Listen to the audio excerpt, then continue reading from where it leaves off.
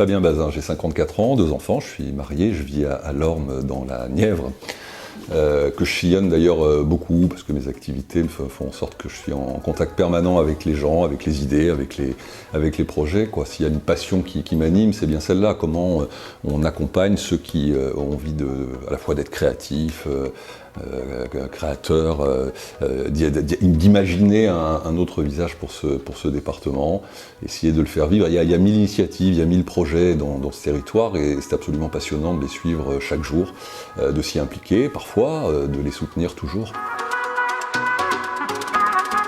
Mes journées, c'est vraiment des journées longues déjà, hein. On est quand même sur le terrain 10, 15, 12 heures par jour, 7 jours sur 7 et quasiment 365 jours par an.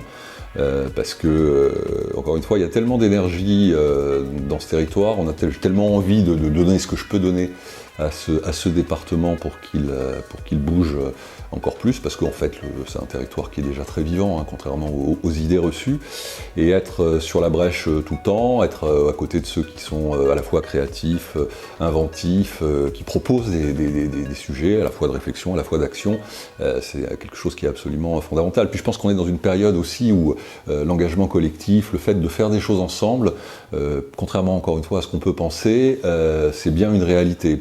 Et donc il faut donner de l'énergie pour ça, et elle est rendue au centuple.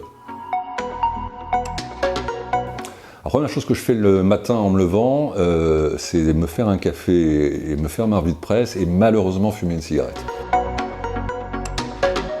Alors, la lecture et la télé, bah oui, parce que la télé, on s'informe, parce qu'aujourd'hui les écrans c'est devenu un quotidien dans nos vies. Moi je me souviens d'une petite vidéo promotionnelle comme ça autour, je ne sais plus quelle société d'écran, probablement japonaise, où on avait la vie d'une petite fille du lever jusqu'au coucher. On la voyait le matin qui se levait, qui allait en passant sa main sur l'écran choisir sa paire de chaussures, ensuite elle montait dans la voiture de son père qui l'amenait à l'école, pareil, elle touchait le tableau de bord pour changer la couleur, mettre sa musique préférée. Évidemment à l'école, tous les cours se faisaient sur écran, on la voyait visiter le médecin, ou les deux médecins qui faisaient la permanence échanger leur dossier en faisant coulisser un écran l'un sur l'autre, jusqu'au coucher, où évidemment elle choisissait la couleur du mur de sa chambre. Alors c'est un peu stressant et évidemment un peu flippant, mais malgré tout ça dit quelque chose sur l'époque qu'on traverse. On est dans une société d'écran. Et puis la lecture c'est fondamental, parce que aujourd'hui,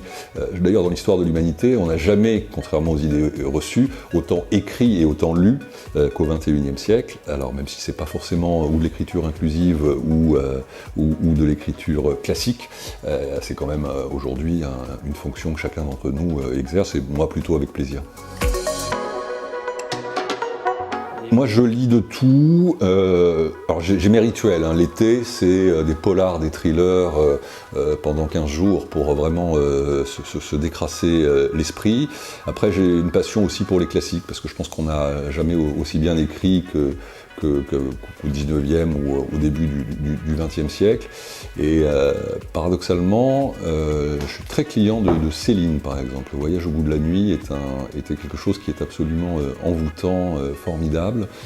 Et je me dis toujours que les générations qui arrivent, là, ont cette crainte par rapport à cette période de l'histoire de la littérature. En réalité, il faut y revenir. Et puis sinon, je me suis passionné, comme plein de gens, pour Le Nom de la Rose ou pour des romans plus connus aujourd'hui. C'est quoi ton dernier livre ?